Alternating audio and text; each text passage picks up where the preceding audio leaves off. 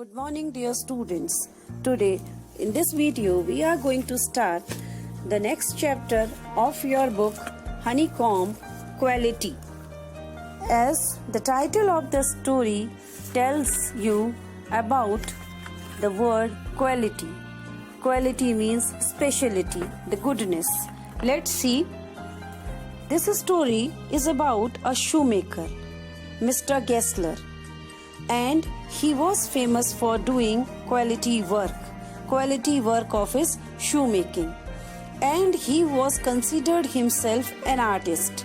How was he an artist? How his work was related to art? For that we have to go through the chapter. So here we start. I knew him from the days of my extreme youth because he made my father's boot. The narrator is saying he knows Mr. Gessler since his childhood because he used to make his father's boot. He lived with his elder brother in his shop, which was in a small by street in a fashionable part of London. Now he tells where his shop was situated.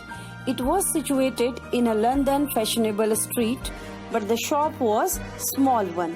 Was not so fashionable as the other London street shops. The shop had a certain quiet distinction. There was no sign upon it other than the name of Gessler Brothers. There was a specialty about the shop that there was not any title given to that shop, only Gessler Brother was written.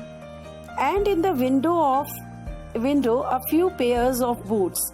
He made only what was ordered, and what he made never failed to fit. He was not making shoes in advance. He was making shoes when order was given, and always his shoes were fit. To make boots, such boots as he made, seemed to me then, and still seems to me, mysterious and wonderful. Whenever I used to see his boots, they were mysterious. They were secretive, that how can it possible anybody could make such wonderful shoes? I remember well my shy remarks one day while stretching out to him my youthful foot. Isn't it awfully hard to do, Mr. Gessler? And his answer given with a sudden smile from out of the redness of his beard, it is an art. Once I asked him, Mr. Gessler, is it not so difficult to make such fitted shoes? So his answer was, it's an art. It was not possible to go to him very often.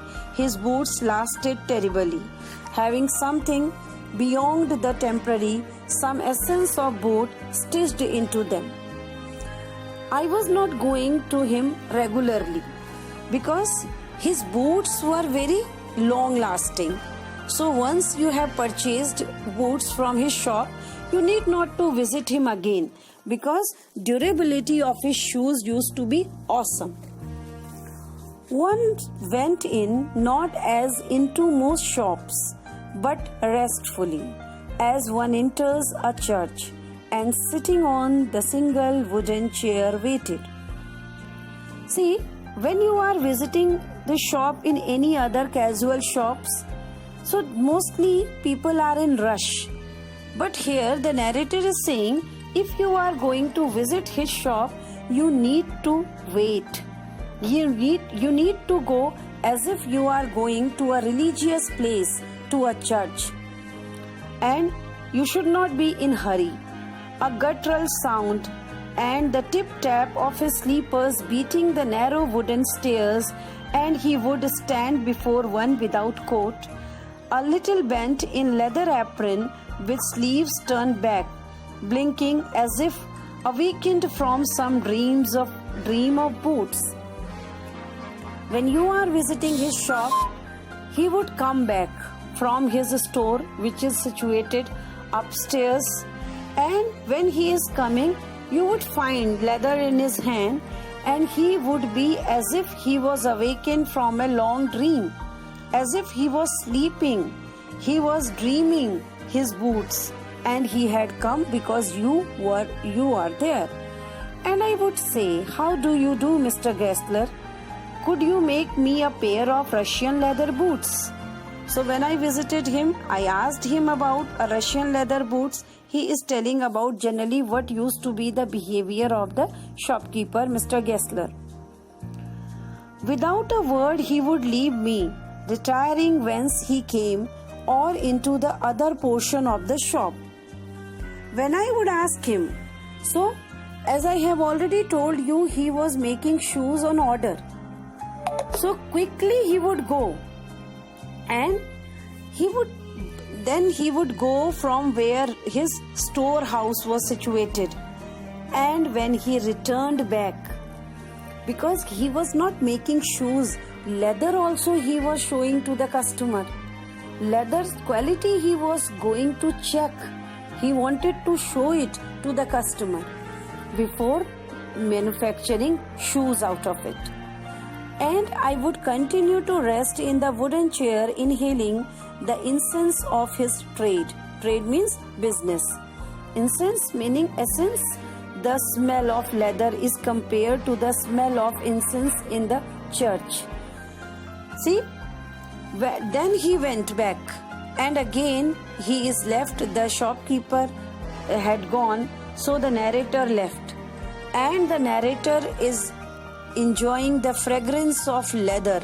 It is compared with the incense sticks which were used in church, because that shop is just like a church, just like a pious religious place.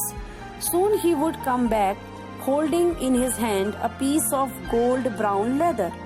Now he had come back, and he wanted to show the leather with which he was going to make the shoes, because 100% surety he wants.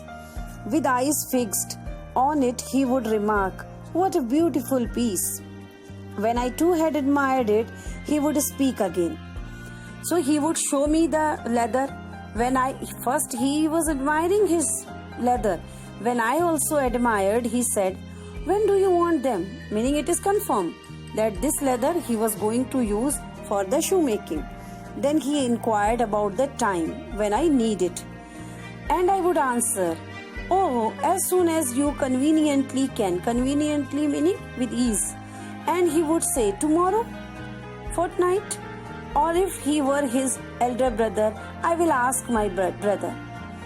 Meaning, he said, "When do you want them?" If I ask, "Whenever you can give with convenient," he said, "Tomorrow? I can give you tomorrow." Or he would say, "I'd ask my brother." Sometime he used to say. So then I would murmur, "Thank you. Good morning, Mr. Gessler. Good morning." He would reply, still looking at the leather in his hand. And I moved to the door. I would hear the tip-tap of his slippers going up the stairs to his dream of boots.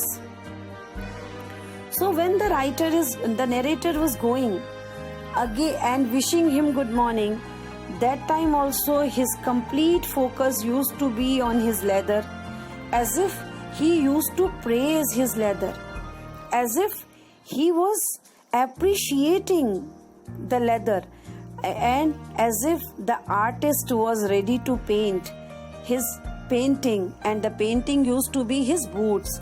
The narrator left the shop, and then he again going back to his worshipping place, that is the storehouse of his shoemaking. Thank you.